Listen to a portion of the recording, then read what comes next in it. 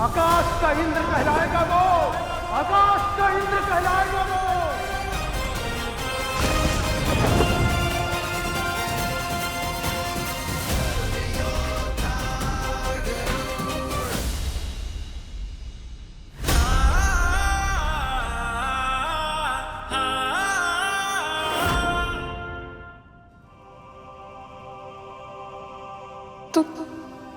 तू स्वस्थ है, पूर्ण विकसित है।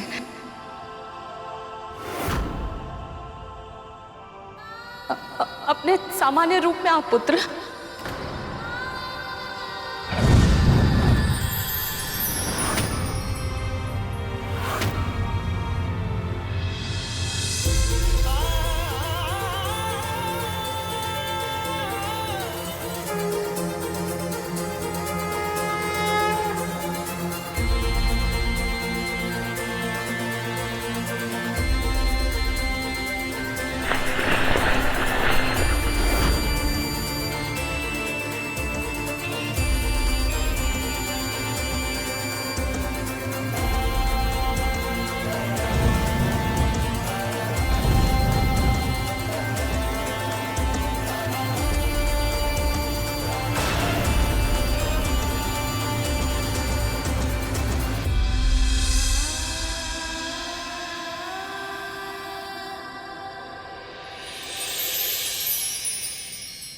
प्रणाम माँ।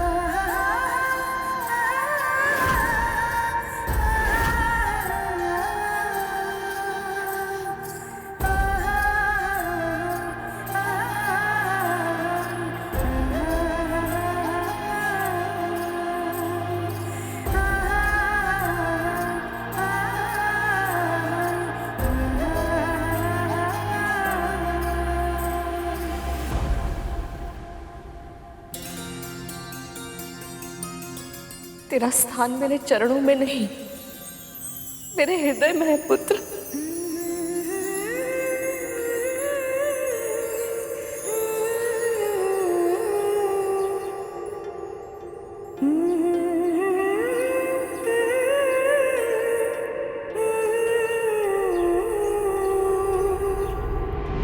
देवी कद्रू ने सहस्त्र पुत्रों की इच्छा व्यक्त की है, किंतु आप केवल एक ही पुत्र चाहती। मेरे पुत्र को एक और साथी दे दीजिए स्वामी। तथास्तु। स्वयं नीलकंठ भगवान शिव जी ने एक यज्ञ के फलस्वरूप मुझे ये माला दी थी। इसे जो धारण करेगा उसे ऐसी प्रतापी संतान प्राप्त होगी जिसके नाम और यश की कीर्ति समस्त ब्रह्मांड में फैलेगी। भगवान विष्णु के प्रताप से होने वाली आपकी संतान का वर्चस्व संपूर्ण आकाश में स्थापित होगा। महाबुद्धिमान, महाबलवान, आकाश का इंद्र कहलाएगा वो, आकाश का इंद्र कहलाएगा वो। 500 साल बाद जन्म लेने वाला आपका ये पुत्र आपको इस दास्ता से मुक्त करवाने के लिए आकाश पाताल लेकर देगा माँ।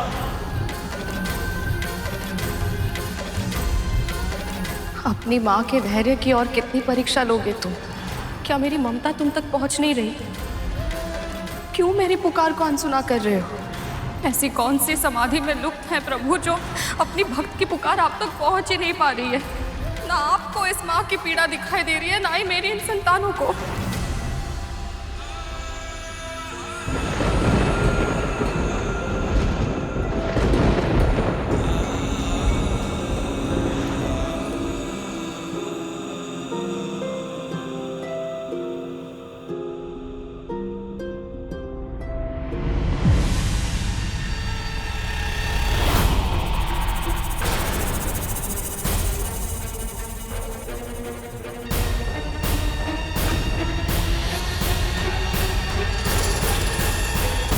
क्या हुआ माँ?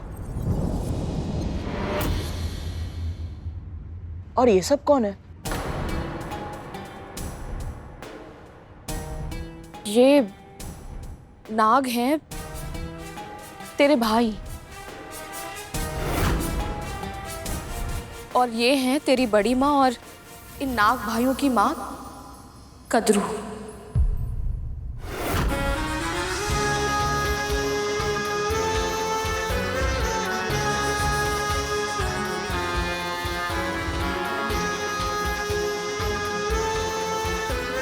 प्रणाम बड़ी माँ। मेरी भूल के लिए मुझे क्षमा कर दीजिए। वो मैं आपको और अपने भाइयों को पहचान नहीं पाया।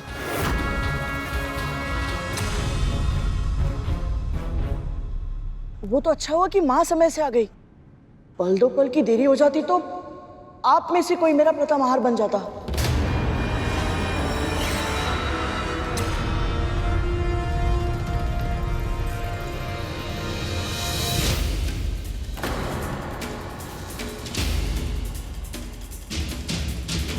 मुझे पूरा विश्वास है कि तुम्हारी माँ ऐसी भूल फिर कभी नहीं होने देगी, है ना विंता?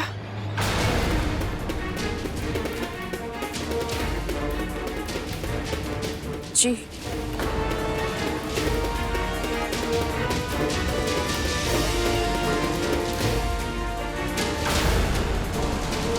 माँ आपको चिंतित लग रही है, क्या कारण है? तू कभी अपने होने वाले पुत्र को ये नहीं बताएगी कि तू मेरी दासी क्यों बनी और कैसे बनी।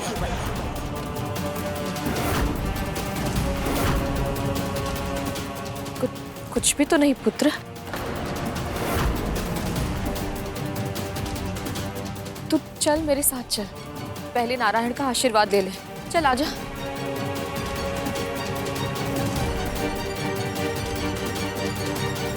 आपकी दूरदृष्टि की जितनी प्रशंसा की जाए उतनी कम है माँ।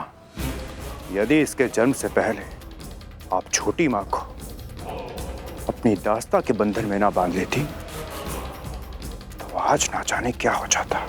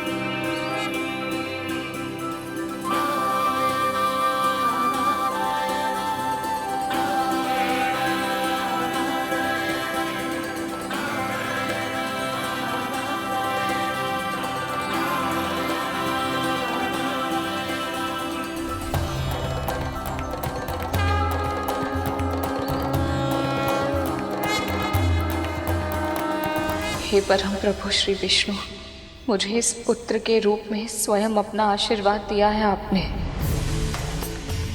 हर माँ की तरह मैंने भी अपने पुत्रों के लिए स्वप्न देखे थे, आशाएं संजोई थी, पर पहले पुत्र के जन्म लेते ही मुझसे दूर हो जाने के कारण मेरी आशाएं बिखर गई थी। वो सारे स्वप्न टूट गए थे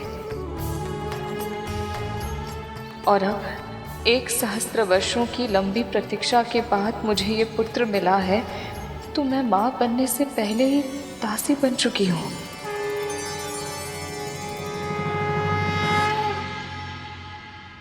मुझे पता था प्रभु, जो मेरे भाग्य में है एक ना एक दिन मुझे भोगना ही होगा। बस ये नहीं पता था कि ऐसे इतना बड़ा आघात अपनी ही बहन के हाथों सहना पड़ेगा। पर अब अपने मन को शांत और मस्तिष्क को स्थिर रखने के लिए मुझे आपके मार्गदर्शन की आवश्यकता है प्रभु। मैं अपने दोषों से पहले पुत्र की रक्षा नहीं कर पाई, इसलिए अब मैं यही चाहती हूँ कि मेरे इस पुत्र पर मेरी तो क्या, संसार के किसी भी दोष की छाया न पड़े।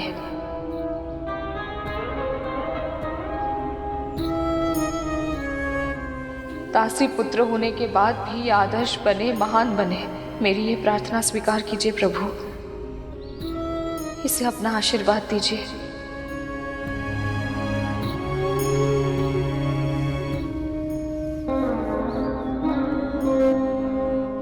मैं नहीं जानता, पर अनुभव कर सकता हूं कि मां को मेरे जन्म लेने की प्रसन्नता तो अवश्य है, पर कहीं ना कहीं इनका मन उदास भी है। मुस्कुराहट में अजीब सी झिझक है, माथे पर चिंता की रेखाएं हैं। हे प्रभु, मुझे इतनी भक्ति, बुद्धि और शक्ति दीजिए कि मैं अपनी माँ की हर उदासी, हर चिंता, हर दुख को दूर कर सकूं।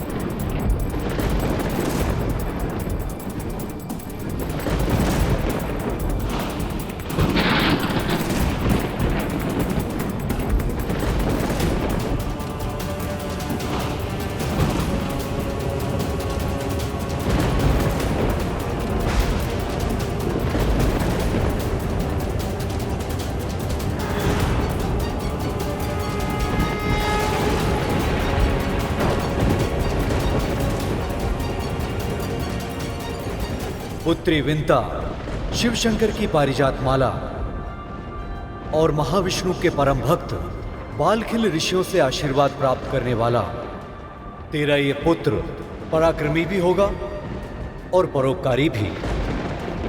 ना तो ये किसी के साथ दुष्ट व्यवहार करेगा और ना ही किसी के साथ दुष्टता होने देगा। ऐसे अनेक असाधारण कार्य करेगा ये, जिनके कारण आने वाले युगों में समस्त संसार इसे धर्म योद्धा गरुड़ के नाम से जानेगा।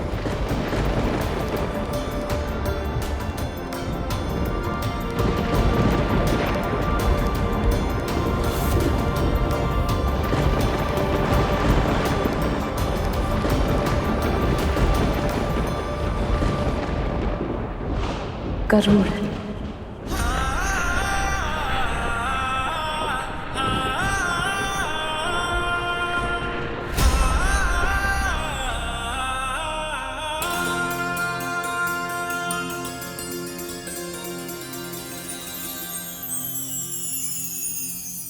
मेरा पुत्र गरुड़।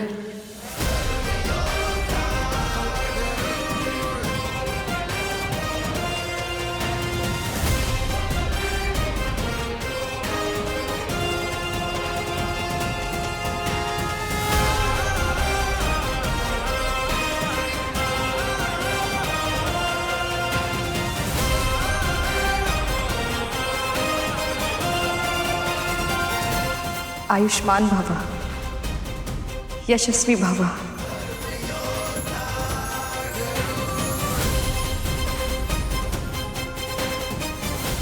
जो संसार में सबसे अधिक स्नेह विंता से करती थी, उसी बड़ी बहन के द्वारा छल से दासी बनाए जाने के दुख से विंता हमेशा के लिए टूट चुकी थी।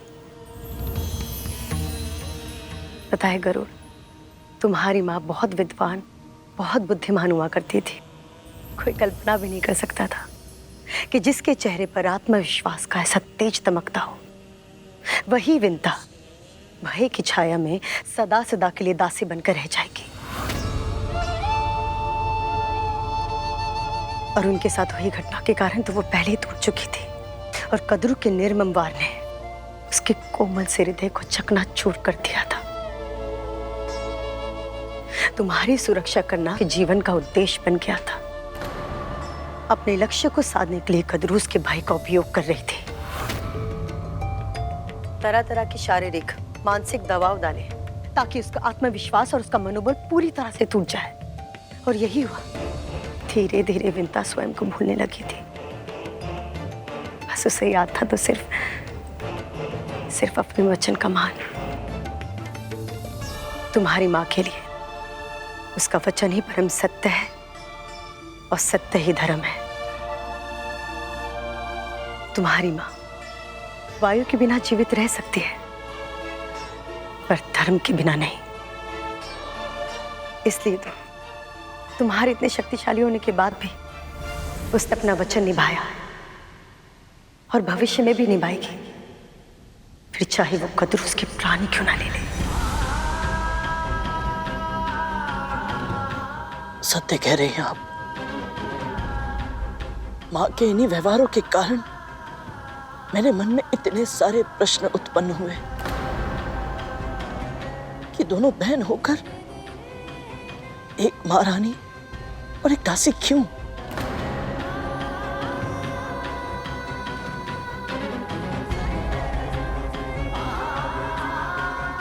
मेरे प्रश्नों के उत्तर देने के लिए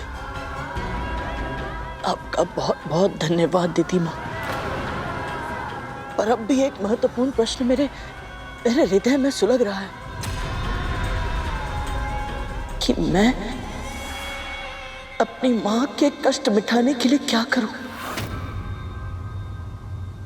कैसे दिलाऊं उन्हें इस दास्ता से मुक्ति? गरुड़, कुछ प्रश्नों के उत्तर हमें स्वयं ही ढूंढने पड़ते हैं। मुझे जो कुछ पता था मैंने तुम्हें सब बता दिया। अब मुझे अपने पुत्रों के पास जाना होगा। वो घायल है, उन्हें मेरी आवश्यकता है। मुझे जाने दो। अवश्य जाने दूंगा दीदी माँ, परंतु एक वचन लेने के बाद।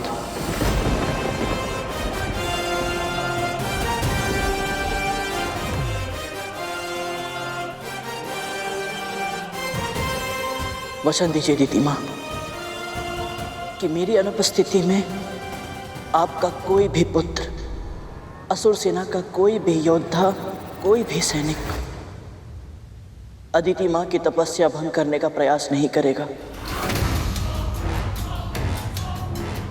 सब व्यर्थ हो गया। इस गरुड़ के कारण ना तो मैं अपनी समस्या के अंत कर पाई और ना ही कद्रू की। मैं तुम्हें वचन देती हूँ।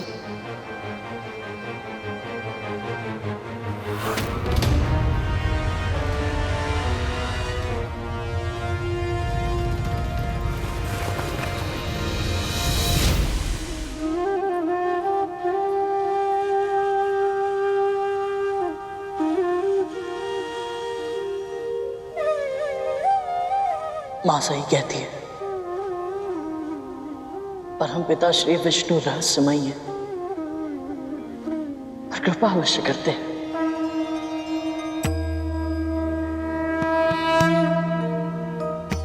यहाँ आकर ना केवल मुझे आपके दर्शन हुए अदिति माँ, और अपने दानव भाइयों और अदिति माँ से भी भेंट हो गई। माँ पाताल भैरवी का आशीर्वाद मिला और आपकी तपस्या भंग हुए बिना ही मुझे अपने प्रश्नों के उत्तर मिल गए कि मेरी माँ दासी क्यों और कैसे बनी। और मुझे पूरा विश्वास है कि उनकी दास्ता को समाप्त करने का उपाय भी मुझे अवश्य मिलेगा। अदिति माँ, मेरी इच्छा तो यही है कि मैं आपके सानिध्य में और रुकूं और आपकी तपस्या के दिव्य प्रकाश का लाभ प्राप्त करता रहूं। और अब मुझे जाना होगा। मेरी मां और नियति मेरी प्रतीक्षा कर रही है।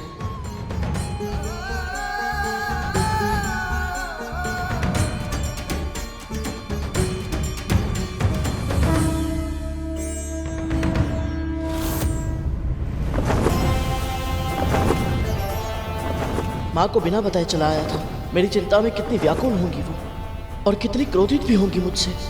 कैसे करूंगा उनका सामना?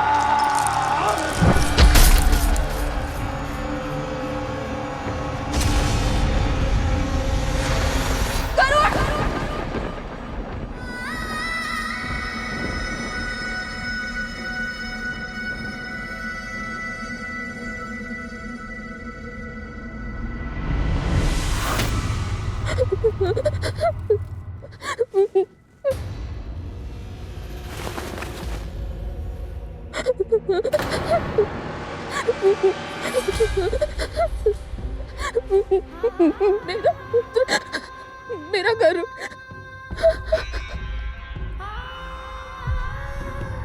ये तो ऐसे विलाप कर रही है जैसे गरुड़ के प्राण ही चले गए हों। वाह, ये सोच कर ही कितना अच्छा लग रहा है। सच में यदि ऐसा हो जाए तो आनंद आ जाएगा। विंदा, दीदी, मैं जानती हूँ, पहले भी अनेक बार मैंने आपसे कहा है कि मुझे उसकी चिंता हो रही है, पर आज मेरे गरुड़ को। उठो, गहरी सांस लो, आराम से। अब बताओ क्या हुआ है। गहरी सांस लो, अच्छे से।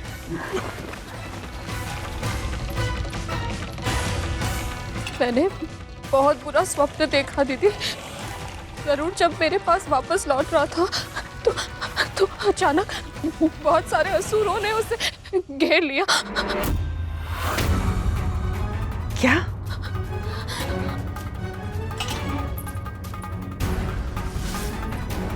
ठीक ठीक बता, क्या देखा तूने?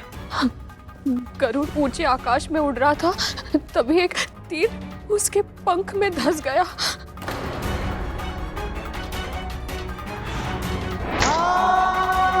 तीर भीतर तक धंस गया था और भूमि पर गिर पड़ा।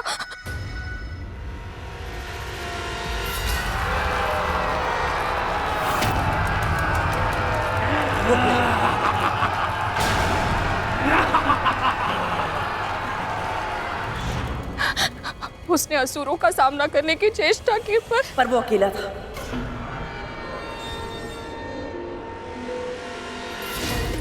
और असुर बहुत सारे। कोई उसके पंखों पर तीरों की वर्षा कर रहा था तो कोई उसकी चोंच को घाव पहुंचा रहा था।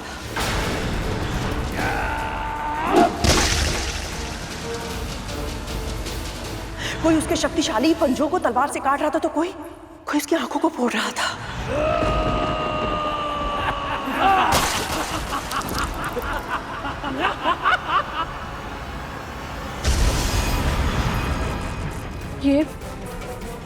ये सब आपको कैसे पता? क्योंकि मैंने भी अभी भी यही स्वप्न देखा है विंता।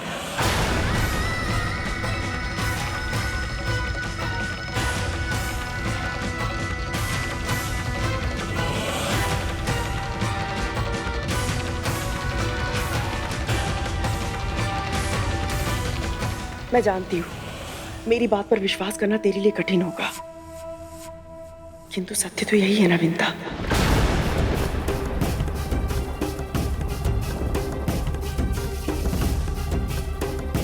जन्म से पहले उस बालक ने मेरे मन मस्तिष्क पे एक अमिट छाप छोड़ दी थी,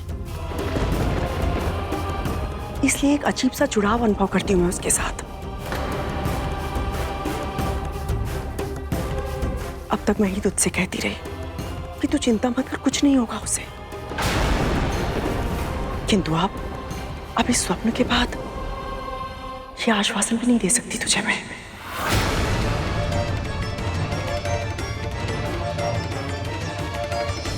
तू तो जानती है ना विंता, जब ब्रह्म मुहूर्त में दो व्यक्ति एक ही स्वप्न देखते हैं तो वो सपनावशी। ऐसा मत कहिए दीदी। मेरे कहने ना कहने से सत्य बदल जाएगा क्या विंता? पहले तो तूने अपने पुत्र पर नियंत्रण खो दिया, अब तो तूने अपना पुत्र ही खो दिया। कितनी दुर्भाग्यशाली है तू। एक पुत्र अर्धविकसित उत्पन्न हुआ और दूसरा इतनी अल्पायु में उसने अपने प्राण गंवा दिए।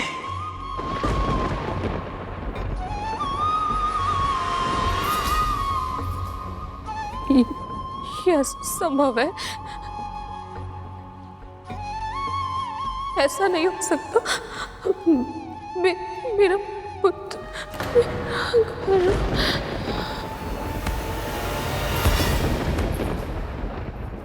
विंता और गरुड़ का मन एक दूसरे से जुड़ा हुआ है, तो अवश्य कि उसका स्वप्न स्वप्न नहीं सत्य है। और निश्चित ही गरुड़ पर आक्रमण दीति ने करवाया होगा।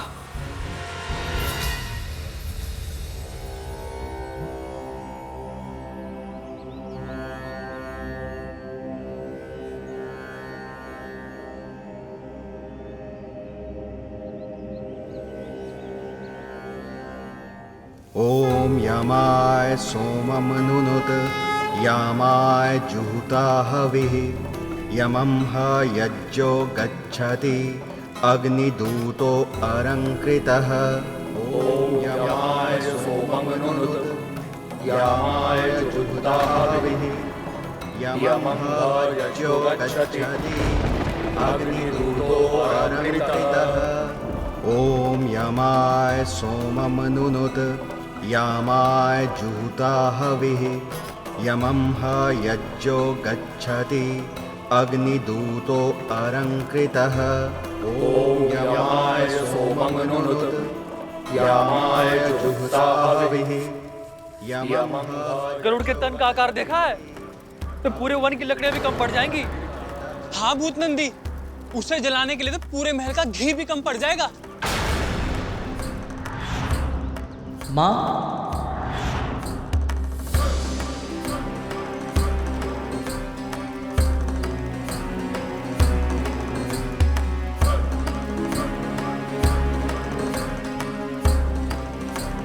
चलिए छोटी माँ।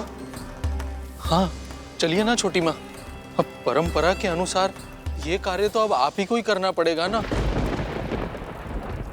चलिए चलिए माँ।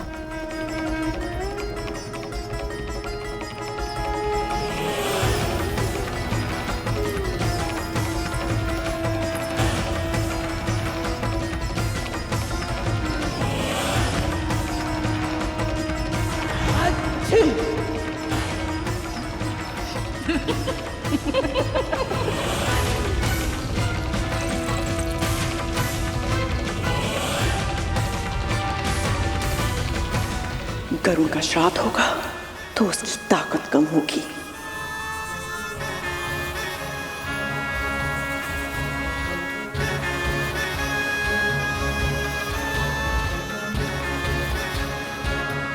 ये ले, डाल।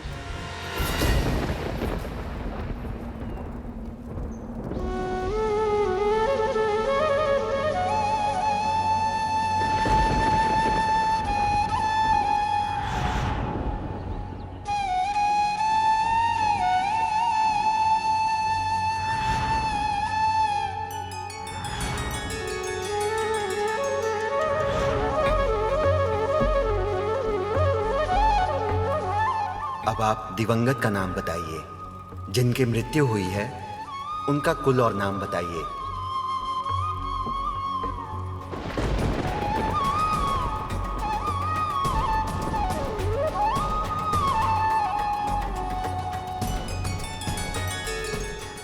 समस्त संसार इसे धर्म योद्धा गरुड़ के नाम से जानेगा।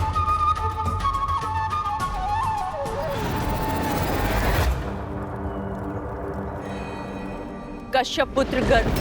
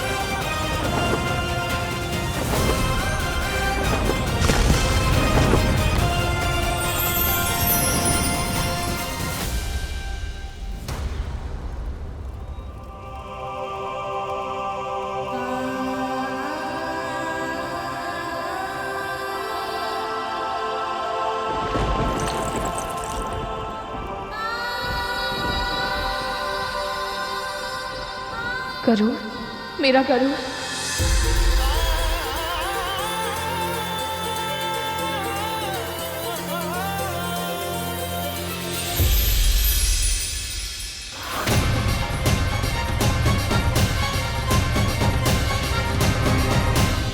माँ,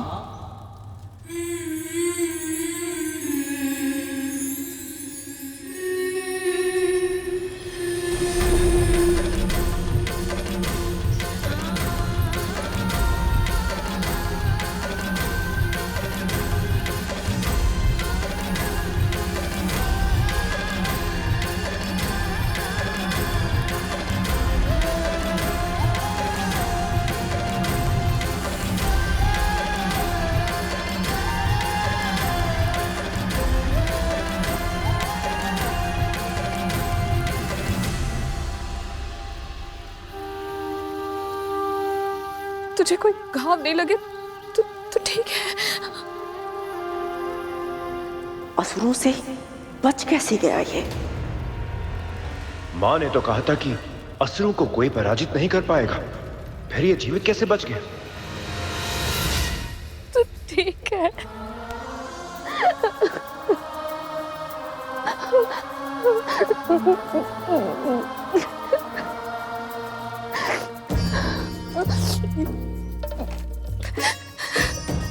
माँ, मुझे क्षमा कर दीजिए, मैं आपको बिना बताए यहाँ से चला गया था।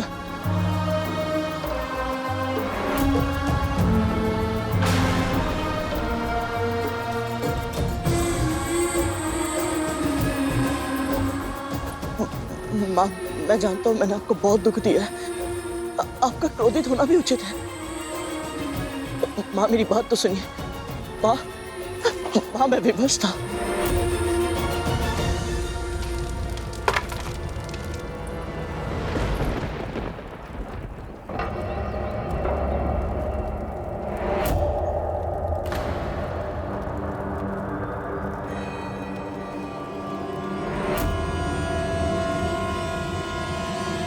मेरी आज्ञा के बिना, मुझे बिना बताए घर छोड़कर तू गया कैसे? जब पता है जब तू यहाँ नहीं था तो मुझ पर क्या बीत रही थी? कैसे बुरे बुरे विचार आ रहे थे मेरे मन में? सोचा तूने मेरे बारे में हो? माँ, मुझसे बहुत बड़ी गलती हो गई, मुझे क्षमा कर दीजिए। जानबूझकर किया गया कार्य भूल नहीं, अपराध कहलाता है। मुझे पता था ना कि मैं तुझे महल से बाहर जाने की अनुमति नहीं दूंगी, इसलिए तुझे मुझसे झूठ बोला। माँ, झूठ नहीं बोला, सत्य छुपाने का अपराध अवश्य किया है, पर मैं विवश था। माँ,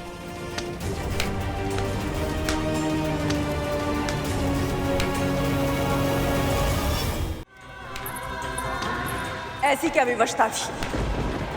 पूछ इससे, कहाँ गया था?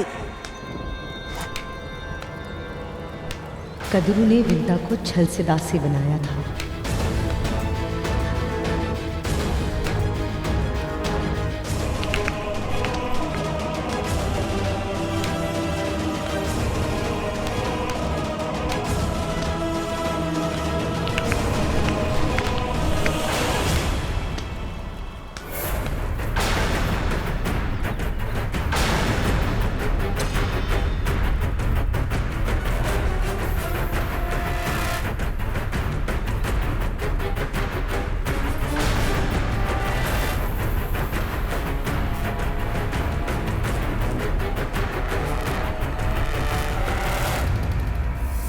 दोष मेरा ही है, मेरे ही अधिक लाड ने बिगाड़ दिया था तुझे। मुझे लगा था तू मेरे प्रेम से बंधा है, मुझसे दूर नहीं जाएगा। विश्वास था मुझे तू कहीं भी क्यों ना हो मेरी एक पुकार पर वापस लौट आएगा, पर वो भ्रम था मेरा।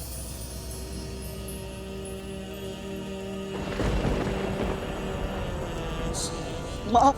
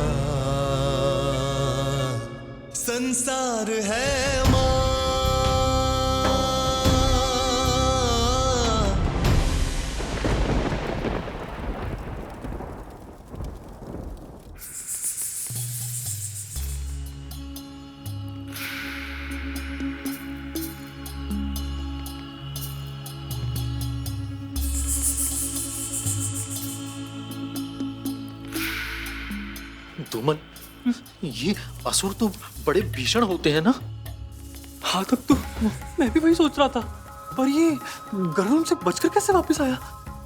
पर मैं कुछ और सोच रहा था। यदि गरुड़ इतना ही शक्तिशाली है कि असुरों की पूरी सेना को हरा कर लौट आया, तो अपनी मां से क्यों पिटता रहता है? दोनों अभी के अभी चुप नहीं हुए ना, तो मेरे ही हाथों पिटोगे। अपना क्रोध इन पे मत निकाल काली। मां, आपको क्या लगता है उसे सत्य पता है?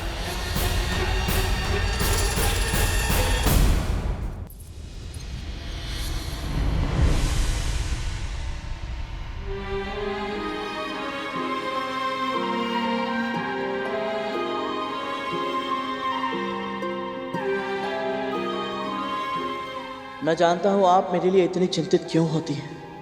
पहला पुत्र अर्धविकसित उत्पन्न हुआ और सदैव के लिए आपसे दूर चला गया। कहीं दूसरे पुत्र को भी कुछ ना हो जाए, इस कल्पना से ही घबरा जाती हैं आप।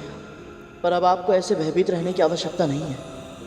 झूठ के बादल छट चुके हैं, सत्य का सूर्योदय हो चुका है। मैं जान चुका हूँ कि आपको दासी छल से बनाया गया था, और अब मैं इस छल का जाल तोड़ूंगा। मैं आपको दास्ता से मुक्ति अवश्य दिलाऊंगा माँ। जीवन को जीव दिया तूने माँ, संसार से परिचय कराया तूने माँ। उन ईश्वर से भी लड़ जाऊंगा जो तू मुझसे। मुझे पता है गरुड़, तू अपने प्रश्नों के उत्तर खोजने गया था। मैं ये तो नहीं जानती कि तुझे तेरे उत्तर मिले या नहीं, पर ये अवश्य जानती हूँ कि कोई भी प्रश्न और कोई भी उत्तर मेरे उस वचन को नहीं तोड़ सकता जो मैंने कद्रू दीदी को दिया था। तेरे आंचल के कोने में मेरा। विंता अपने प्राण त्याग देगी, किंतु अपना वचन कभी नहीं तोड़ेगी, ये भली भांति जानती हूं मैं। और अब इस आश्वासन के सहारे मैं हाथों पर हाथ रखकर नहीं बैठ सकती। उस गरुड़ की आंखों में मैंने अपने लिए क्रोध, घृणा और तिरस्कार देखा है। उस दिन तो मैंने उसे दंड देकर चुप करवा दिया था, किंतु अब मात्र दंड से कार्य सिद्ध नहीं होगा। कोई ना कोई जानकारी उसे अवश्य है जो नहीं होनी चाहिए थी।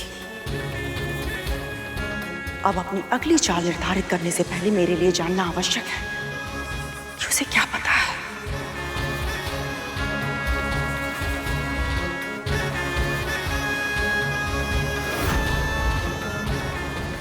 माँ,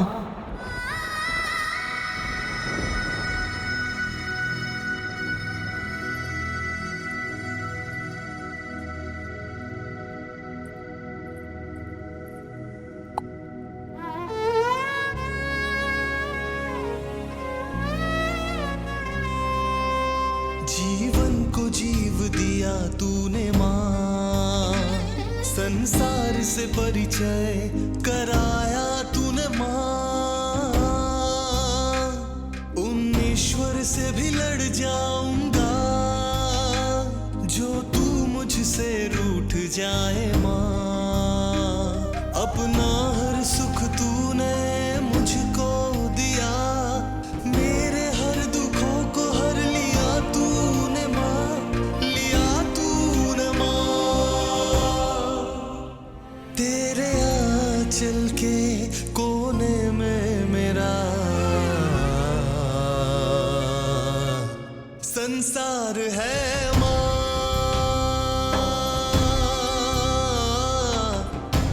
संसार है माँ।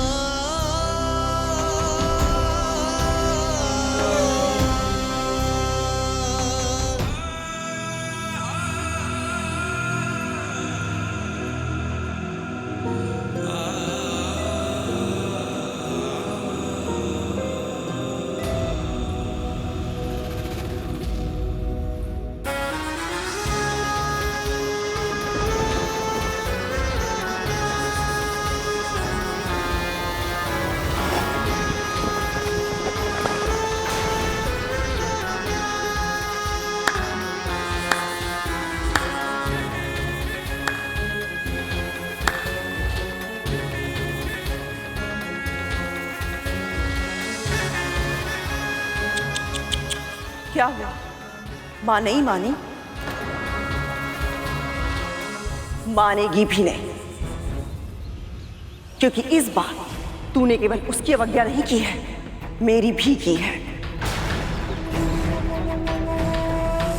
और वो अच्छे से जानती है कि इस बात का कितना बड़ा मूल्य चुकाना पड़ेगा तुम दोनों को।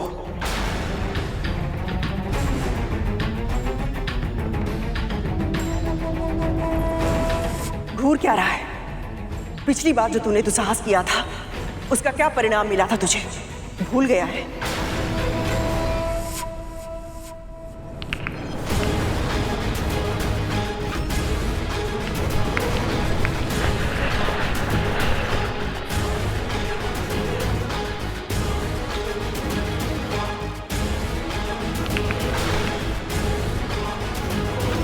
मुट्ठी बीच रहा है, आक्रमण करेगा मुझ पे।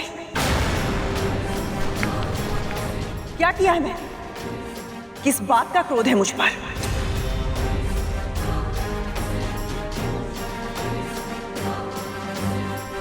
आवेश में दांत पीसना बंद कर और बता, सत्य का पता करने गया था ना तू? क्या पता चला तुझे?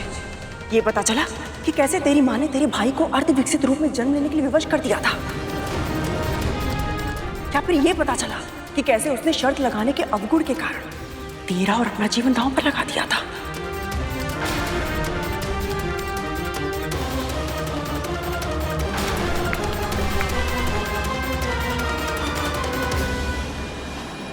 ये मुझे उकसाने का प्रयास कर रही है ताकि मैं आवेश में आकर वो कर जाऊं जो ये मुझसे करवाना चाहती है, पर मैं इनकी चाल का मौना नहीं बनूंगा। अभी मुझे केवल ये पता चला है कि माँ इनकी दासी कैसे बनी, ये नहीं पता चला कि मैं उन्हें दास्ता से मुक्त कैसे कराऊं। इसलिए पहले मुझे उपाय खोजना है, फिर सही समय पर सही तरह से लक्ष्य प्राप्त करना है, पर उसके लिए मुझे अभी सूझबूझ का परिचय देना होगा।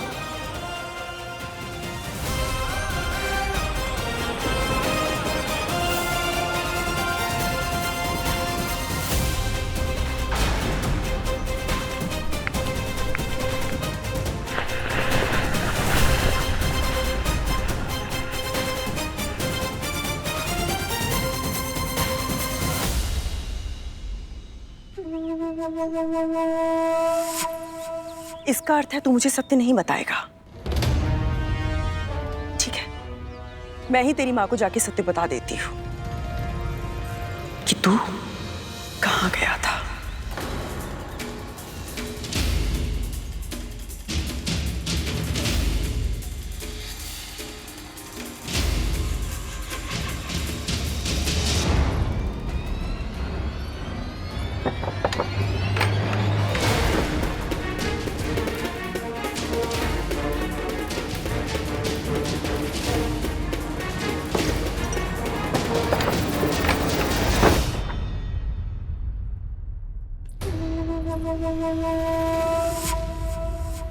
अपने प्रभु विष्णु जी को जितना प्रसन्न करना है तुझे, कर ले विंता।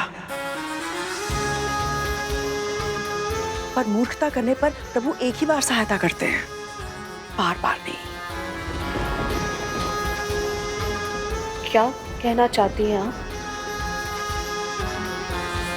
तुझे क्या लगता है तेरा मेरा स्वप्न पूरा क्यों नहीं हुआ? कि तेरी पूजा का फल था, तेरे पुण्य कर्म थे जो आज तेरा पुत्र जीवित है। वरना होना तो वही था जो तूने और मैंने स्वप्न में देखा था।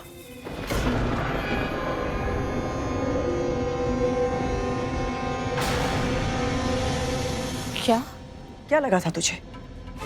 तेरा पुत्र भ्रमण पर गया था या संसार देखकर लौटा है? असुरों की सेना के साथ युद्ध करके आया है तेरा पुत्र।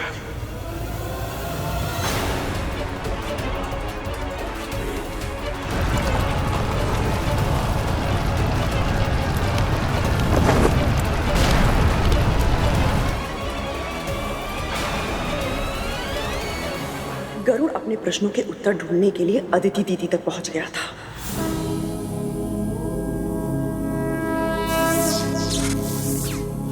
जहां उनकी तपस्या को भंग करने के लिए असुर सेना गई हुई थी। पर तेरा मूर्ख पुत्र बिना अपने प्राण की परवाह किए उस सेना को रोकने की मूर्खता कर रहा था। वज्रांग ने युद्ध स्थल से उसको हटाने के लिए अपना दूत भी भेजा। जाओ जाओ, चले जाओ। किंतु इसने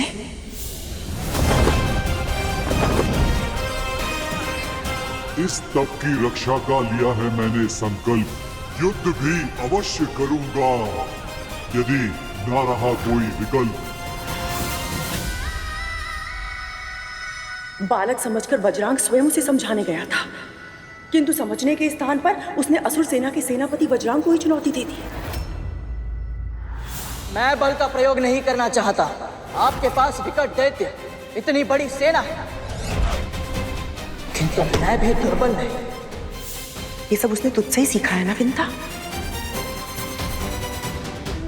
अदिति के तप स्तर पर रक्षा रेखा खींच दी और उस रक्षा रेखा को पार करने के लिए सेना को ललकार दिया। यदि आपकी सेना का कोई एक भी योद्धा इस रेखा को पार कर लेगा, मैं स्वयं अपनी हार मारकर यहां से चला जाऊंगा। विश्वास नहीं हो रहा ना तुझे कि तेरा पुत्र सत्य में इतना मूर्ख है? वज्रांग ने उसे प्रेम से बहलाने फुसलाने का भी प्रयास किया, भोजन भेजा उसके लिए, किंतु उसने क्या किया?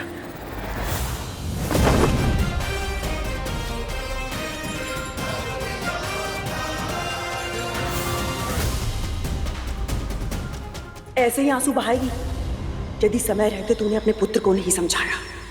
इतना कुछ होने के बाद भी वो नहीं रुका, अपने प्राणों को दांव पर लगाकर एक के बाद एक असुर से युद्ध करता रहा। यहां तक कि स्वयं पाताल भैरवी भी आई थी उसे वज्रांग के मार्ग से हटाने के लिए, किंतु गरुड़ ने उनके क्रोध की परवाह नहीं की, अपना स्थान नहीं छोड़ा। अदिति दीदी के तप की रक्षा के लिए डटकर खड़ा रहा तेरा मूर्ख पुत्र। तू मारा जाएगा गरुड़। यदि यही मेरी नियति है तो फिर मैं चाहकर भी इसे बदल नहीं सकता। और जब स्वयं पाताल भैरवी ने उसके प्राण लेने का निश्चय किया तो अपनी अंतिम इच्छा पूरी करने की विनती करके शिव शंकर की पूजा करने लगा।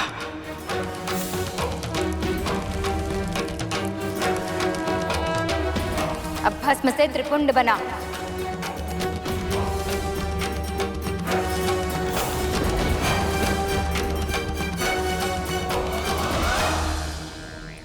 तुझे तेरे पुत्र को और भी अनुशासन में रखना होगा विंता, ताकि वो ऐसी मूर्खता कभी ना करे। वो तो मेरे कहने पर दीदी वहां गई और समय रहते उसने युद्ध को रोक दिया, वरना तेरा पुत्र आज जीवित नहीं होता। भला परोपकार करने के लिए अपने प्राण संकट में डालने की मूर्खता कौन करता है?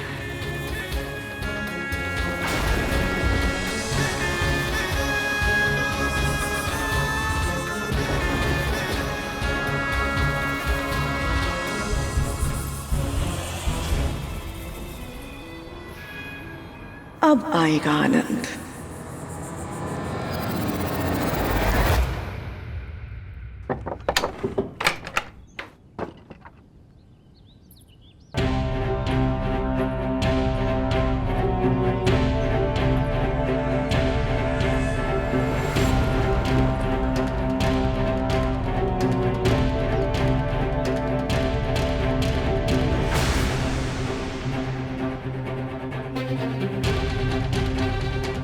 माँ,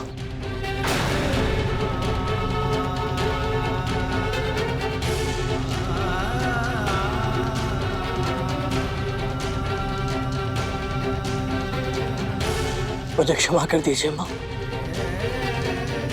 मैं इतनी बड़ी भूल फिर कभी नहीं करूंगा। पर मैं चाहती हूँ तू ऐसी भूल बार बार करे।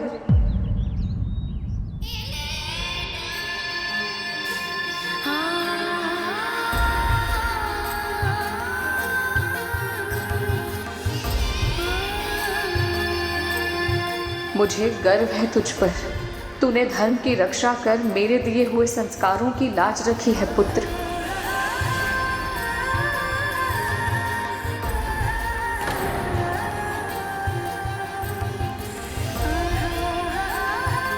मुझे तो लगा था कि मेरी बातें सुनकर विंता गरुड़ को दंड देगी, किंतु ये क्या हो रहा है?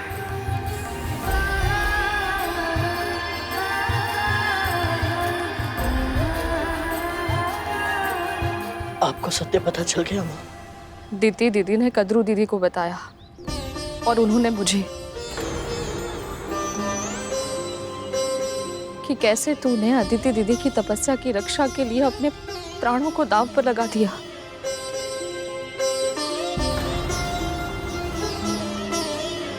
मेरा पुत्र इतना बड़ा हो गया और मुझे पता ही नहीं चला।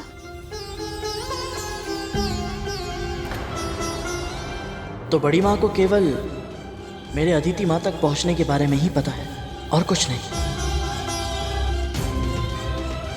तूने इतना बड़ा परोपकार किया, मेरे संस्कारों की लाज रखी और मैंने तुझे माँ, अब माँ है मेरी, जो भी करती है मेरे भले के लिए तो करती है। और वैसे भी माँ के हाथों से मार खाने का सौभाग्य तो बहुत भाग्यशाली संतानों को ही प्राप्त होता है। और यदि एक बार मार खा लो तो बहुत देर तक भूख भी नहीं लगती। कैसी माँ हूँ मैं? तू इतने समय बाद इतनी लंबी यात्रा करके आया है और मैंने तुझसे ये तक नहीं पूछा कि तुझे भूख लगी है कि नहीं। तू चल, अभी मेरे साथ चल, मेरे सामने आंखें करके अपना आहार कर। मेरा बनाया भोजन तेरी भूख नहीं मिटा सकता तो क्या हुआ, मैं तुझे खाते देख प्रसन्न तो हो सकती हूँ ना। सच में आप मेरे साथ चलेंगी? तो फिर अभी चलिए।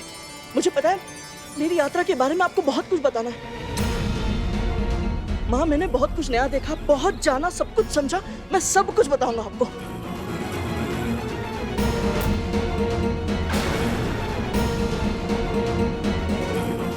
अब ये किस यात्रा की बात कर रहा है और ये विंता को क्या बताना चाहता है?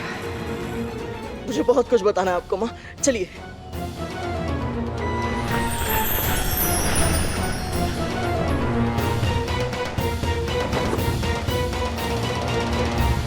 अवश्य गरुड़ को मेरे सत्य के विषय में कुछ ना कुछ ज्ञात है, किंतु क्या हो सकता है दीदी को इस विषय में कुछ ज्ञात हो?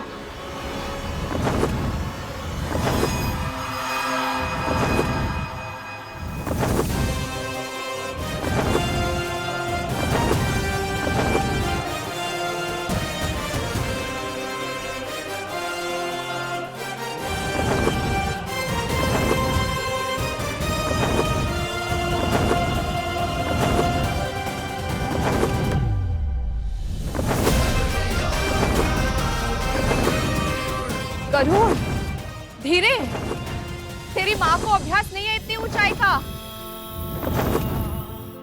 महाप्रभु विष्णु, मेरे जीवन को इस पुत्र के रूप में साक्षात आनंद से भर दिया है आपने। अपना आशीर्वाद हम दोनों पर सदैव बनाए रखिएगा।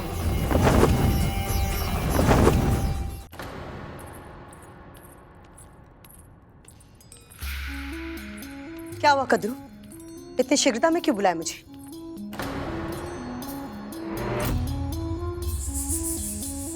ये दे लगा तुम्हें।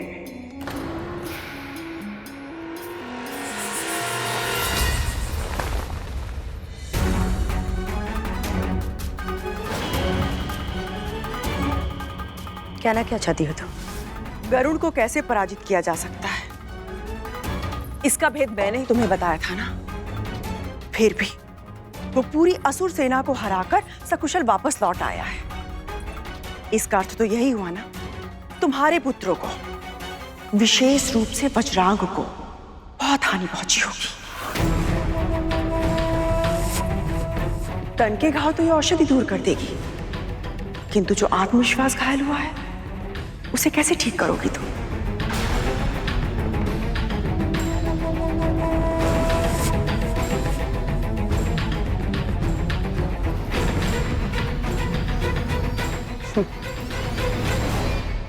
तुम्हें मेरे पुत्रों के लिए विचलित होने की आवश्यकता नहीं है कद्रू। चिंता ही करनी है तो अपनी और अपने पुत्रों की करो, क्योंकि बल और बुद्धि दोनों में ही तीव्र है गरुड़। यदि इतना जानने के बाद भी उसने अब तक कुछ नहीं बताया तो एक ही अर्थ हो सकता है, क्या करने वाला है वो? और इतना जानने के बाद भी ऐसा क्यों कहा तुमने? क्या जानता है वो? स्वयं क्यों नहीं पूछ लेती जाकर अपनी दासी और उसके पुत्र से? और हाँ, यदि उन दोनों ने सत्य नहीं बताया तो समझ जाना कि विद्रोह के बीज जड़ पकड़ चुके हैं।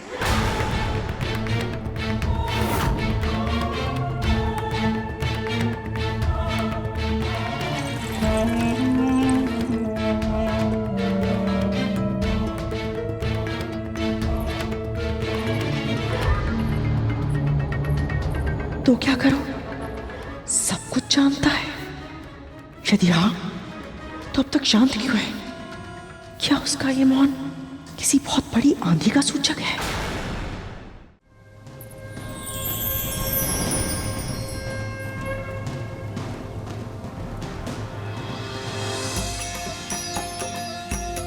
ये तो वही स्थान है जहाँ आपने मुझे संस्कार दिए थे।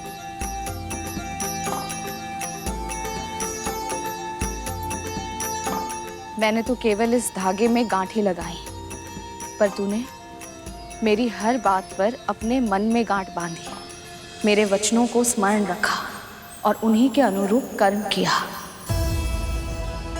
मैंने जो सिखाया पूरी गंभीरता से तूने उसका पालन किया।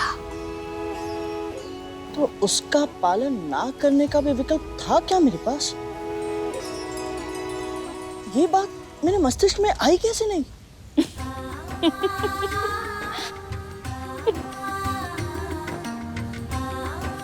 माँ, आपके मुंह से निकला हर एक वचन मेरे लिए ईश्वर की वाणी है, जिसकी उपेक्षा करना संभव ही नहीं है। मैं बस यही चाहता हूँ माँ कि आप सदैव ऐसे ही मुस्कुराती रहे, सदैव प्रसन्न रहे, सुखी रहे। जब तक तू मेरे पास है, मैं हर परिस्थिति में सुखी ही रहूंगी।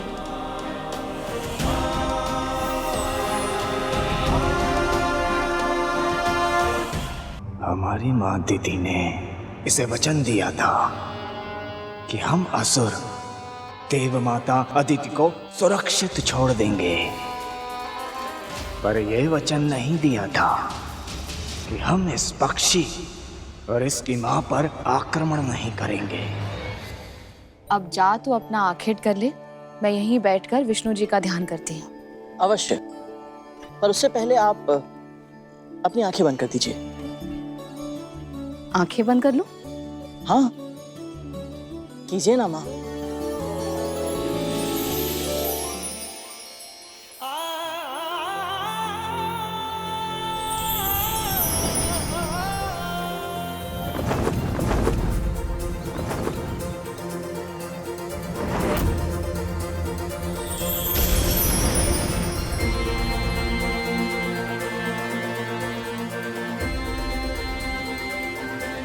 माँ, बहुत दिनों से आपकी सेवा नहीं की थी। ना आपके लिए जल लाया, ना रात में पंखा झला, ना आपके चरण दबा पाया। आपकी सेवा के बिना जीवन अधूरा सा लगता है माँ।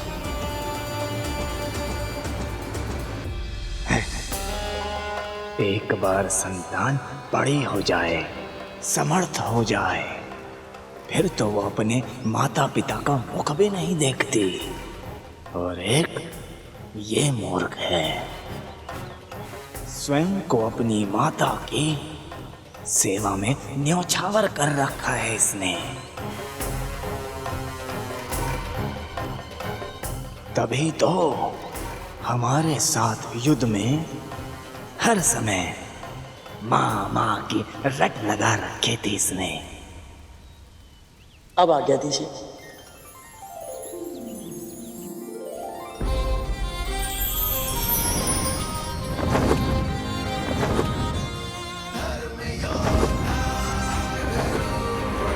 अब मिला प्रतिशोध लेने का अवसर।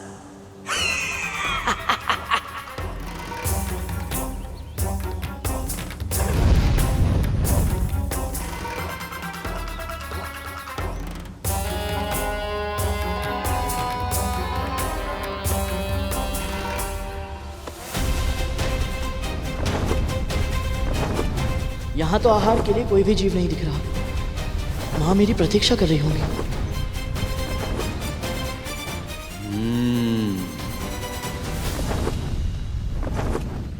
ये मेरी माया का चमत्कार है गरुड़।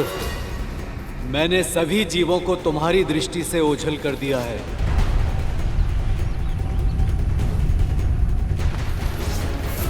आज तू किसी भी जीव का भोजन नहीं कर सकता है, बल्कि तू स्वयं बनेगा किसी का भोजन।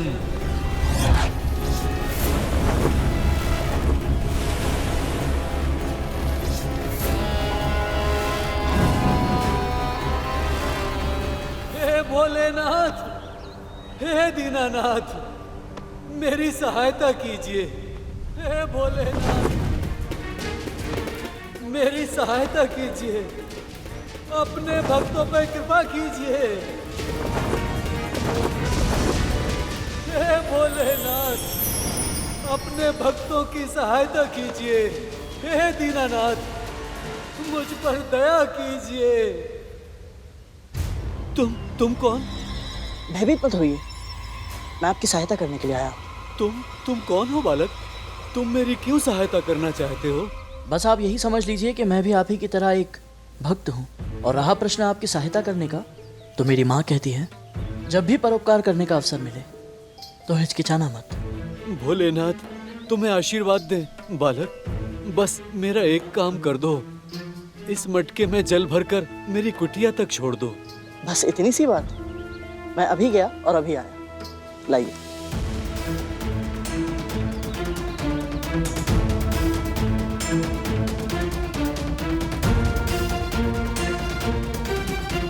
अंततः गरुड़ फंस ही गया मेरे जाल में। ये स्वयं ही मृत्यु की ओर बढ़ रहा है।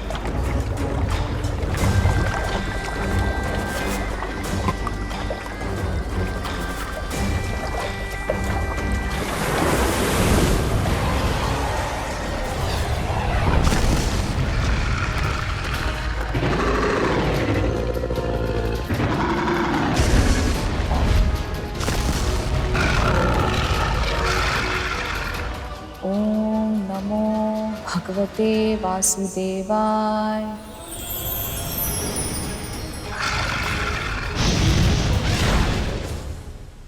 ये संघर्ष तेरी मृत्यु की आहट है गरुड़। ओम नमो भगवते वासुदेव। गरुड़, अब तक तो उसे लौट आना चाहिए था। वो ठीक तो है?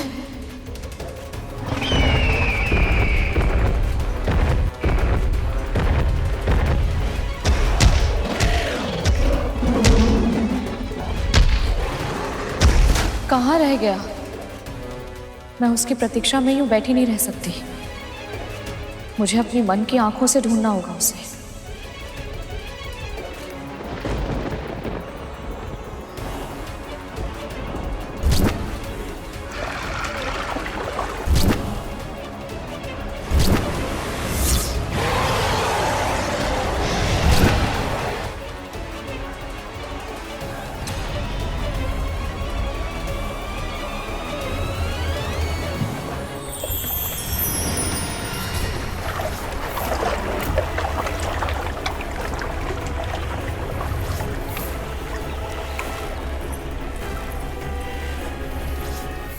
गरुड़,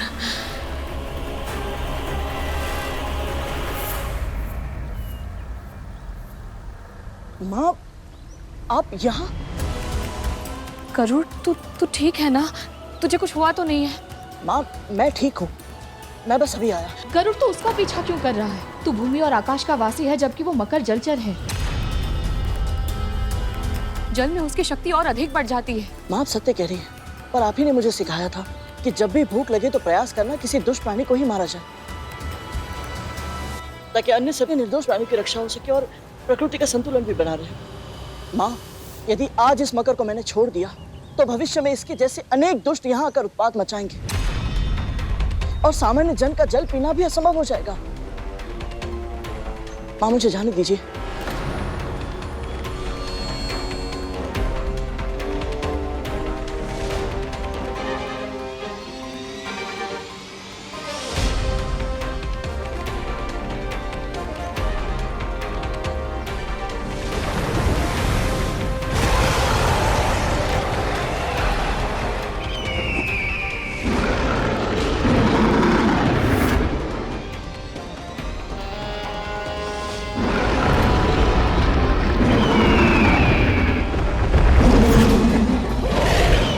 यमराज को इतनी प्रतीक्षा मत कराओ मगरराज, शीघ्र ही शिकार करो इस पक्षी का।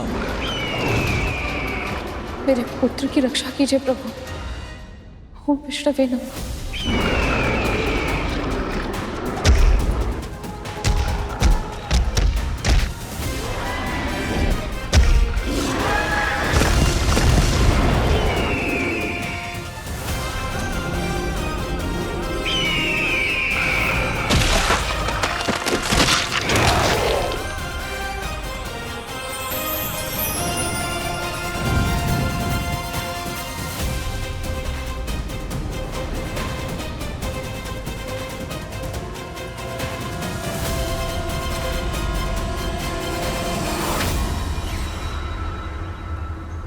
राहु, तो ये सब इसी का षड्यंत्र था। दुष्टों को कितना भी समझाओ, ना सुधरते हैं ना संभलते हैं।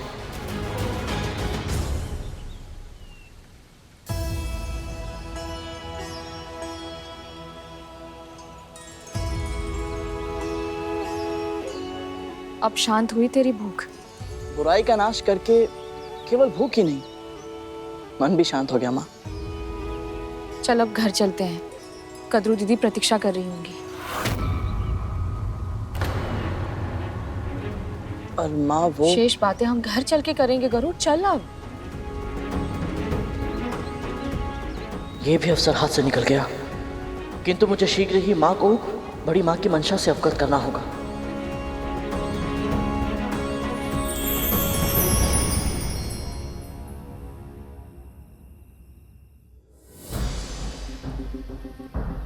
कहाँ रह गए ये दोनों? माँ, यदि गरुड़ को सारा सत्य पता चल चुका है तो फिर वो अभी तक मौन क्यों है? मैं भी वही सोच रही हूँ तक्षक। कहीं ऐसा तो नहीं कि ये दोनों माँ पुत्र भोजन के बहाने हमें ही भोजन बनाने का षड्यंत्र रच रहे हो? मुझे कैसे पता होगा कालिया? आपने इतना पूछा फिर भी गरुड़ कुछ नहीं बोला, क्यों माँ?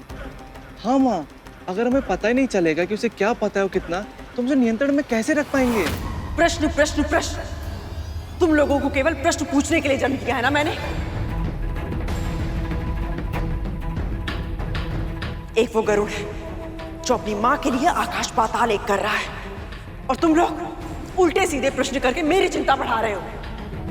जब कुछ करते हैं तब भी डांट पड़ती है, और जब कुछ नहीं करते तब भी डांट पड़ती है।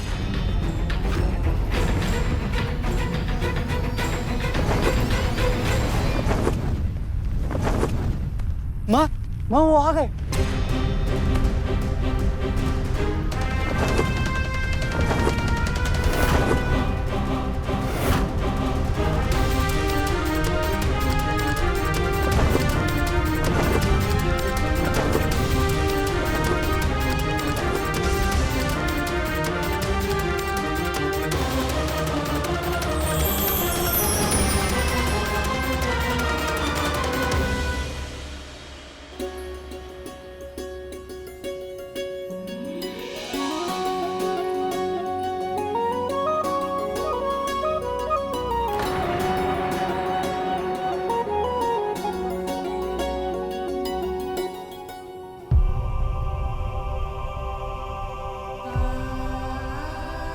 ये घाव कैसे लगे तुझे? कुछ नहीं माँ, वो आखेट करते समय थोड़े बहुत घाव तो लग ही जाते हैं। मुझसे छुपाएगा? किसी मकर में इतना सामर्थ्य नहीं है कि तुझे घाव दे पाए। ये घाव तो मैंने तुझे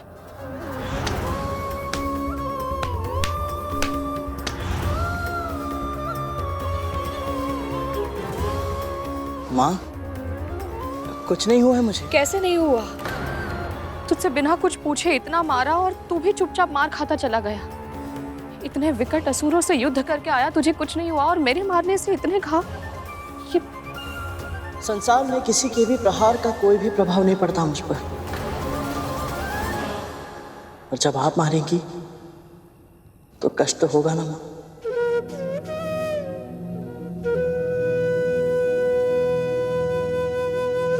तू चल भीतर चल, मैं औषधि का लेप लगा देती हूँ। आजा चल। यदि विंता को पता होता कि उसका पुत्र केवल असुरों से युद्ध करने नहीं बल्कि उसके अतीत का सत्य जानने गया है, तो उसका व्यवहार इतना सामान्य नहीं होता। इसका अर्थ है गरुड़ ने अपनी यात्रा के विषय में अपनी मां को कुछ नहीं बताया।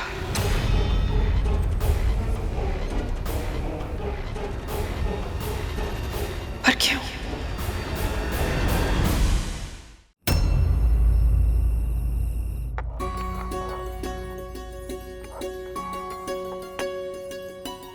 माँ, मुझे दीजिए, मैं पीसता औषधि। लाइए। नहीं, चोट भी खाएगा और औषधि भी स्वयं बनाएगा तो माँ क्या करेगी?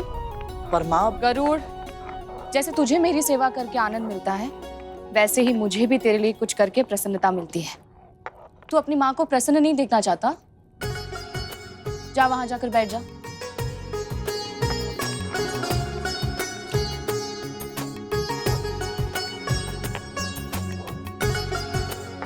सोचा था भोजन करते समय माँ को अपनी यात्रा के विषय में सब बता दूंगा, पर अवसर ही नहीं मिला।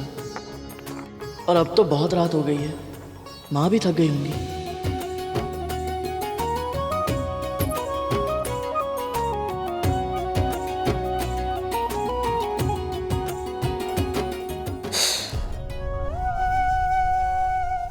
औषधि लगा रही हूँ तो जलन हो रही है, जब मार रही थी तब तो आ तक नहीं की। उस समय तो मेरा पूरा ध्यान आपके दुख पर था ना माँ। तो अब भी अपना ध्यान कहीं और केंद्रित कर ले। चल बता, तुझे कैसे पता चला कि अदिति माँ कहाँ तपस्या कर रही हैं और उन्हें तेरी सहायता की आवश्यकता है? वो तो मुझे प्रभु श्री विष्णु के संकेत से पता चला था। प्रभु श्री विष्णु के संकेत से? यही उचित अवसर है माँ को सब सत्य बताने का। मैं आपको आरंभ से सब कुछ बताता हूँ।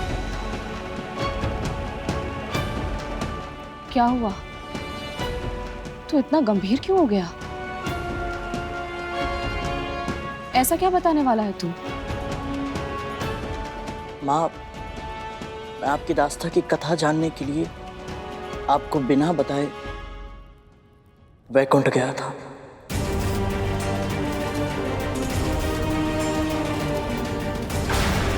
वैकुंठ? पर वहां कोई भी प्राणी इस देह के साथ नहीं जा सकता। यदि माँ का आशीर्वाद साथ हो तो असंभव भी संभव है। माँ, स्मरण है आपने मुझे 7 उर्दू लोगों के बारे में बताया था। मैं एक एक करके सबके पार गया।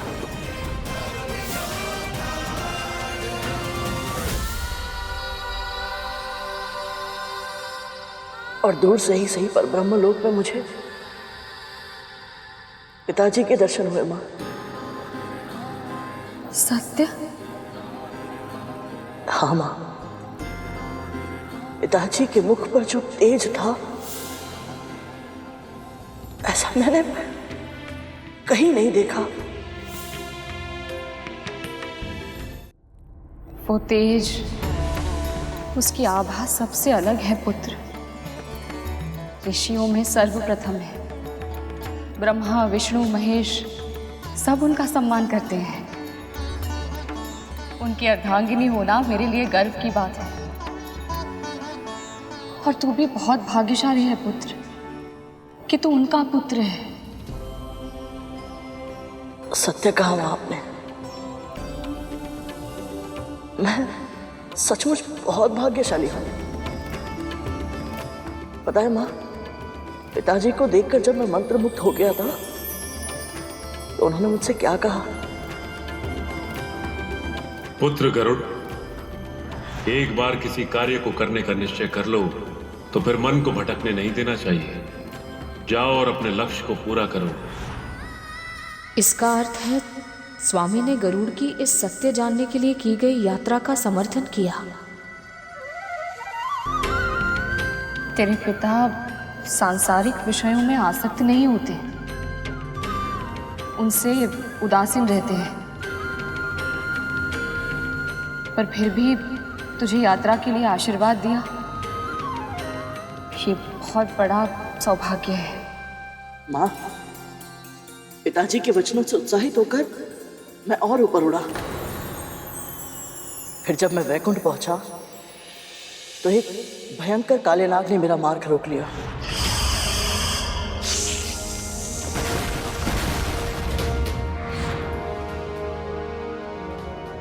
अनंत, मेरा पुत्र शेषनाग। माँ, मैं तो शेष भैया को जानता था, पर वो मुझे नहीं जानते थे। उन्हें ऐसा लगा कि कोई असुर प्रभु विष्णु की तपस्या को भंग करने के लिए आया है, इसीलिए उन्होंने मुझ पर आक्रमण किया।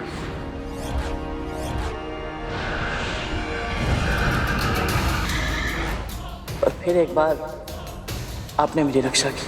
क्या संबंध है तुम्हारा विंता माँ से? ब्रह्मपुत्र कश्यप और दक्ष प्रजापति की पुत्री माँ विंता का पुत्र हूं मैं, गरुड़।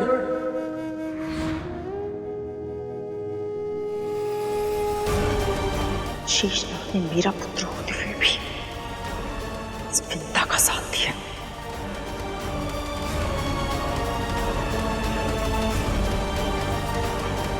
इतने वर्षों से उसे देखा नहीं है, वो सकुशल तो है?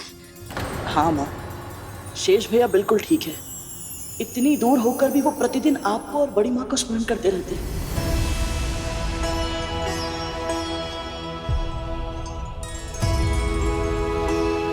और पता है माँ, प्रतिदिन वो प्रभु विष्णु से भी पहले बड़ी माँ का नाम लेकर अपना दिन आरंभ करते हैं। कद्रू दीदी ये सुनकर बहुत प्रसन्न होंगी। वो बताती नहीं है, पर मैं उनके हृदय को जानती हूँ। अनंत और वासुकी के दूर चले जाने के कारण वो बहुत दुखी हो गई थी।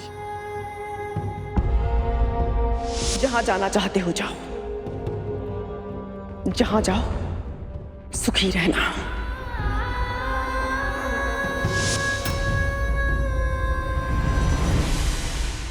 बड़ी माँ और आपके आशीर्वाद से शेष भैया की तपस्या सफल हो गई थी माँ, और वो वैकुंठ भी पहुंच गए थे। पर अभी तक उनकी भेंट प्रभु श्री विष्णु और माँ लक्ष्मी से नहीं हो पाई,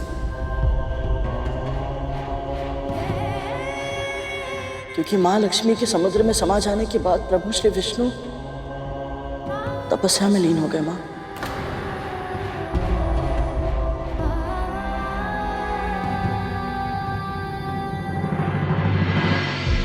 क्या प्रभु विष्णु के दर्शन मिले तुझे? दूर से ही सही, पर मुझे प्रभु विष्णु के दर्शन मिले माँ। तो बोल ना, कैसे दिखते हैं मेरे प्रभु? उनके निकट होने पर जिस दिव्यता, जिस पवित्रता का आभास होता है, उसका वर्णन शब्दों में करना संभव है माँ। और आपका आदेश है तो प्रयास अवश्य करूंगा।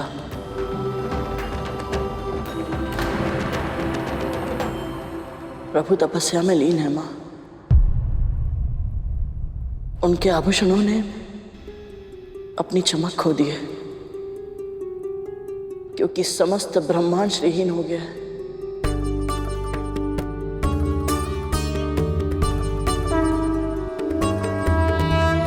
ऐसी स्थिति में भी उनके व्यक्तित्व से ऐसी आभा प्रकट होती है माँ, जिसमें सहस्त्र सूर्यों से भी अधिक प्रकाश है, पर ना तपन है, ना जलन, बस शीतलता है,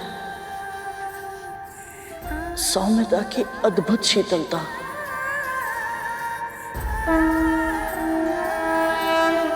माँ, आपको स्मरण है आपने मुझे आशीर्वाद दिया था कि मुझे प्रभु श्री विष्णु की भक्ति का सौभाग्य मिले।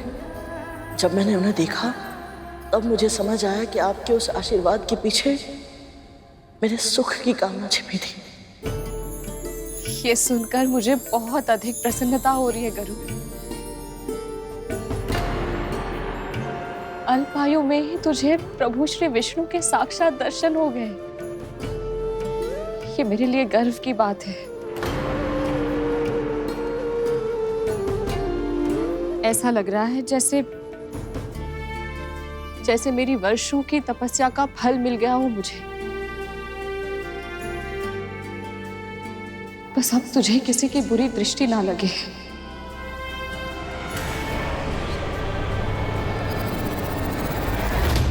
कब तक ये इधर उधर की बातों में समय नष्ट करता रहेगा? मुझे तो बस ये जानना है कि शेषनाग ने इसे मेरे और विंता के बारे में क्या बताया है।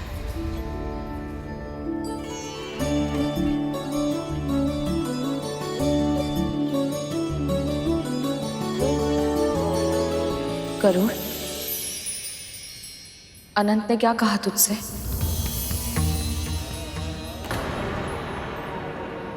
एक ना एक दिन तो सत्य सामने आना ही है पुत्र।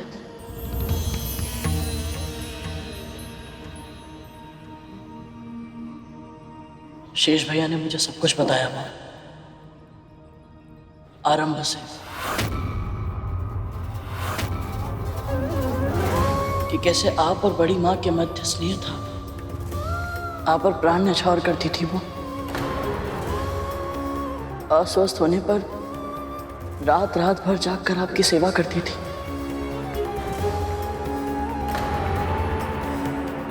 पर जिस दिन महर्षि दुर्वासा ने अपनी परिजात माला उनके स्थान पर आपको दे दी,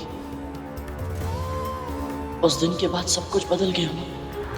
इसे जो धारण करेगा उसे ऐसी प्रतापी संतान प्राप्त होगी जिसके नाम और यश की कीर्ति समस्त ब्रह्मांड में फैलेगी। बड़ी मां के मन में आपके प्रति ईर्ष्या ने जन्म ले लिया।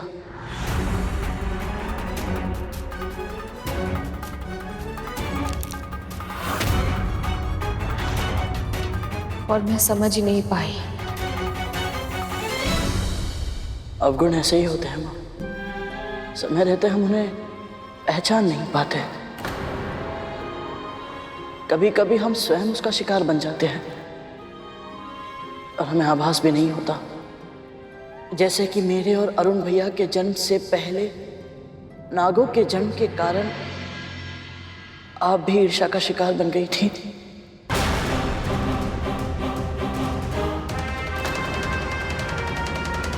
और आपको पता भी नहीं चला था। अब मुझे ज्ञात करना ही होगा कि डिमों के भीतर मेरी संतान पल रही है या नहीं।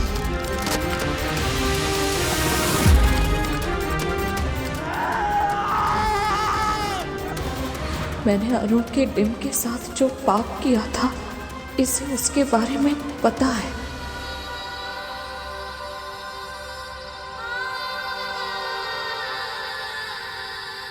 मां, मैं आपकी भावनाओं को समझता हूं। कब आपकी ममता ईर्ष्या में बदल गई आपको भान तक नहीं हुआ।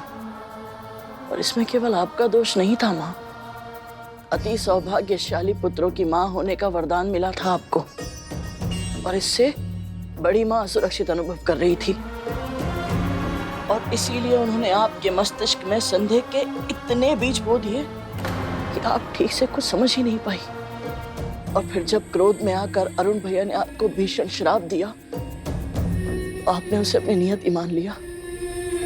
फिर आपने जो किया उसके कारण अपराध बोध में आप इतनी अधिग्रस्त हो गई थी माँ कि उचित निर्णय लेने में असमर्थ हो गई थी। इसीलिए बड़ी माँ के बिछाए हुए जाल को आप देख नहीं पाए और बस उसमें फंसती चली गई। और फिर अरुण भैया के अर्ध विकसित स्वरूप में जन्म लेने का पूरा दायित्व आपने अपने ऊपर ले लिया और बहुत ही शीघ्र बड़ी माँ को क्षमा कर दिया, जबकि बड़ी माँ क्षमा के योग्य ही नहीं थी। जो हुआ उसके लिए मैं कद्रू दीदी को दोष नहीं देती, त्रुटि तो मेरी है ना।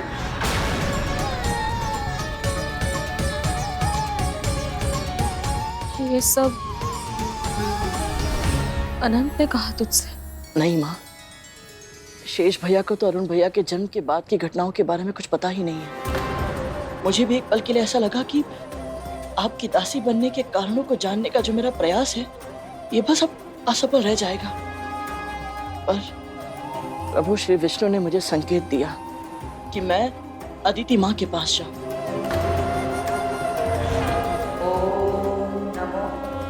नारायणाय नमः। ओम नमः नारायणाय नमः। उनकी तपस्या के समय जो हुआ वो तो आपको बड़ी माँ कह चुकी है, किंतु आपको ये नहीं पता माँ कि उस युद्ध में अंत में वज्रांग मेरे सामने असहाय हो गया था। ऐसा क्या हुआ था जो वज्रांग गरुड़ के सामने असहाय हो गया था? रुक जाओ पुत्र, रुक जाओ। फिर जब उसे छुड़ाने के लिए दीति माँ वहां पहुंची तो मैंने हट कर दी। मैंने वो सब कुछ जान लिया दीति माँ से जो शेषनाग भैया नहीं जानते थे।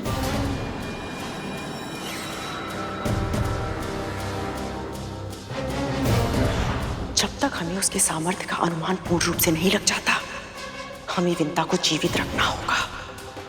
केवल विंता ही है जो अपनी संतान को नियंत्रित करेगी।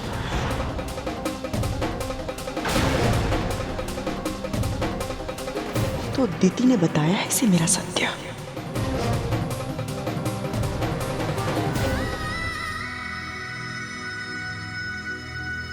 माँ, आप नहीं जानती कि बड़ी माँ ने आपके साथ विश्वासघात किया था। आपके शर्त लगाने के अवगुण का लाभ उठाकर उन्होंने छल किया आपके साथ। माँ, उस घोड़े उच्छश्रवा की पूंछ काली नहीं श्वेत थी।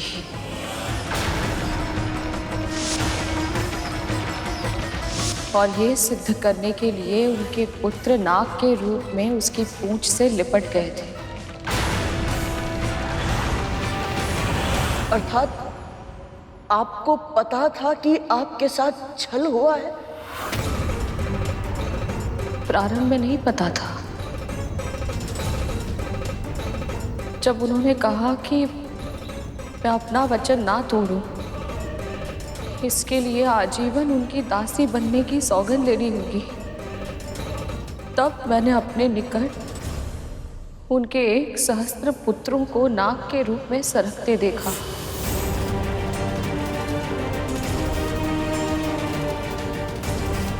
तभी मैं समझ गई थी कि कद्रू दीदी वो शर्त कैसे जीती थी।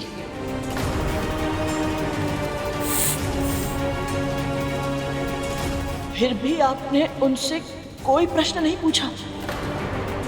वो शर्त आप जीती थी माँ, फिर भी आपने उनकी दासी बनना स्वीकार क्यों किया?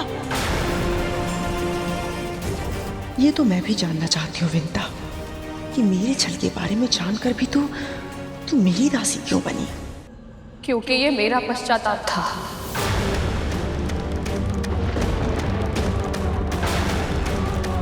भले ही कद्रू दीदी धोखे से वो शर्त जीती थी, पर शर्त लगाकर जुआ खेलने का महापाप तो मैंने किया था ना। और ये पहली बार नहीं था, उससे भी पहले कई बार केवल आनंद के लिए कुछ दांव पर लगाकर युद्ध क्रीड़ा करना मेरा स्वभाव बन चुका था गरुड़। यदि उस दिन भी मैं शर्त जीतने का प्रयास करती तो मेरा पाप और अधिक बढ़ जाता। मैं नहीं चाहती थी कि मेरे दूसरे पुत्र के जन्म के समय मुझ में कोई कमी हो। अर्थात इसलिए विंता जानबूझकर शर्तहारी थी। यदि माँ में ही अवगुण होंगे तो पुत्र से धर्म के अनुसार कर्म की अपेक्षा कैसे की जा सकती है? मैं स्वयं को सभी अवगुणों और विकारों से मुक्त करना चाहती थी ताकि मैं तेरे सम्मान की अधिकारी बन सकूं। इसीलिए मैंने कद्रू दीदी को वचन दिया था, ईश्वर को साक्षी मानकर।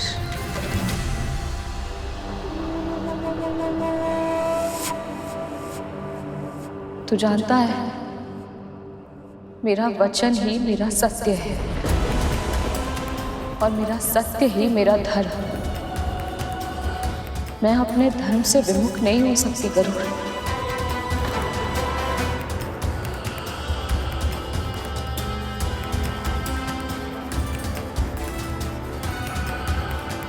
और माँ, पश्चाताप के लिए पूरा जीवन एक दासी के रूप में क्यों? इस विषय में मुझे कोई बात नहीं करनी।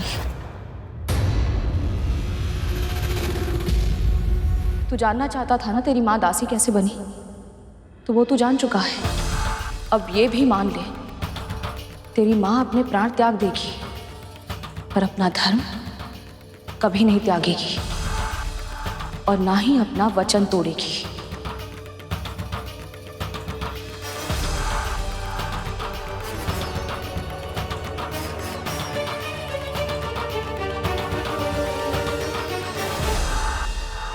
ये तो मैं जानती थी कि विंता तेरे लिए वचन और धर्म सर्वोपरि है और तेरी इसी विवशता का लाभ उठाऊंगी मैं।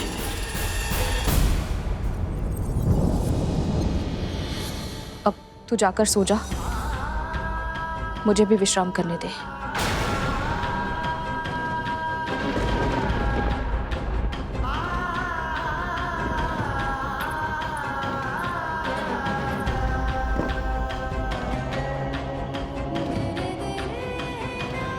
जब माँ ही नहीं चाहती तो इन्हें दास्ता से मुक्त कैसे कराऊंगा मैं?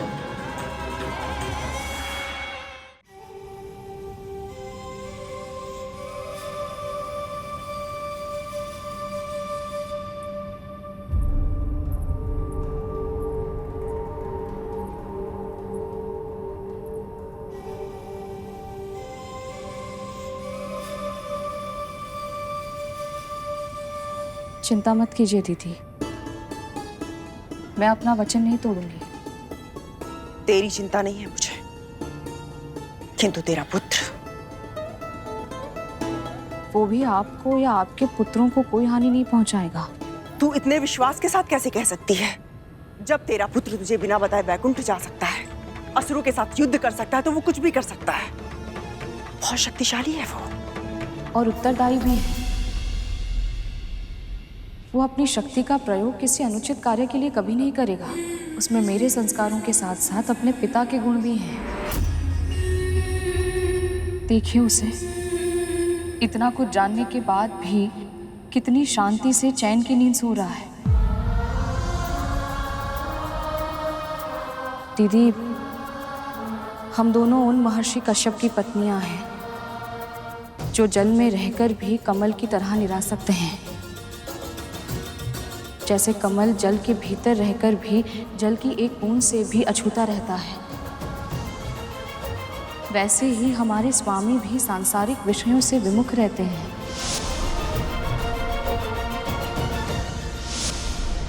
ये सब मुझे ज्ञात है। तू वो बता जो तुझे लगता है कि मुझे नहीं पता है। मैं केवल इतना कहना चाहती हूँ कि आपको हमारे स्वामी से प्रेरणा लेनी चाहिए। यदि आप हर समय अपने पुत्रों की सुरक्षा की चिंता में डूबी रहेंगी तो आपको शांति कैसे मिलेगी? आपको स्मरण है, दीदी दीदी जब संतान प्राप्ति की इच्छा से स्वामी के पास गई थी तो क्या हुआ था? क्या हुआ था? सूर्यास्त की बेला थी और स्वामी तपस्या में लीन थे।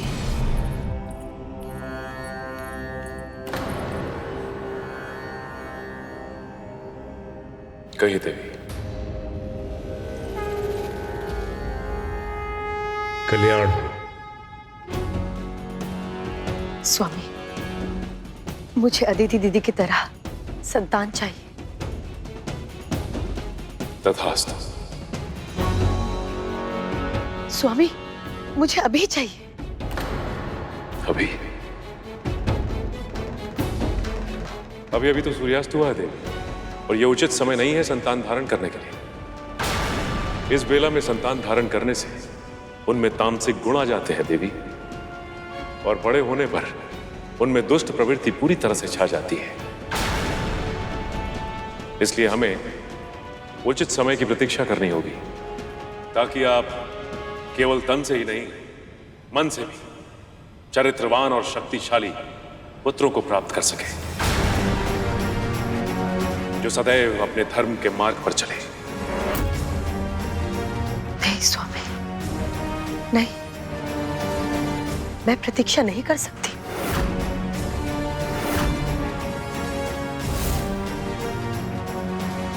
तू मुझे जितना भी समझा ले विंता, किंतु मेरे पुत्रों का ही सर्वस्त्र राज होगा, जो गरुण के जीवित होते हुए संभव नहीं है।